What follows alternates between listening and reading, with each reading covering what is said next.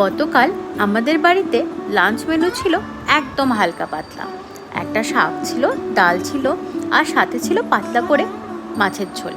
আমার বরের আগের থেকেই একটা আবদার ছিল তার মায়ের কাছে যে আজ মাছের ঝোলটা কিন্তু একদম পাতলা করেই খেতে চাই। যদিও আমার শাশুড়িমা কিন্তু কিছুদিন থেকে পাতলা পাতলা মাছের ঝোলই রান্না করছে, কারণ কোচবিহারে যে অসম্ভব গরমটা পড়েছে, সেই গরমে যদি খুব বেশি রিচ খাওয়া দাওয়া হয়ে যায় শরীরের কিন্তু সর্বনাশ হয়ে যাবে। আর পুজো তো একদম সামনে, তাই খুব একটা রিচ বাড়িতে এমনিতেই রান্নাবান্না হচ্ছে না। তাই গতকাল মুখি কচু আর আলু দিয়ে যে মাছের ঝোলটা রান্না করা হয়েছিল, এত সুস্বাদু হয়েছিল খেতে, সে আপনাদের হয়তো বলে আমি বোঝাতে পারবো না। আর মাছটাও ভীষণ টেস্টি ছিল, তাই মাছের ঝোলটাও কিন্তু খুব বেশি সুস্বাদু হয়েছিল।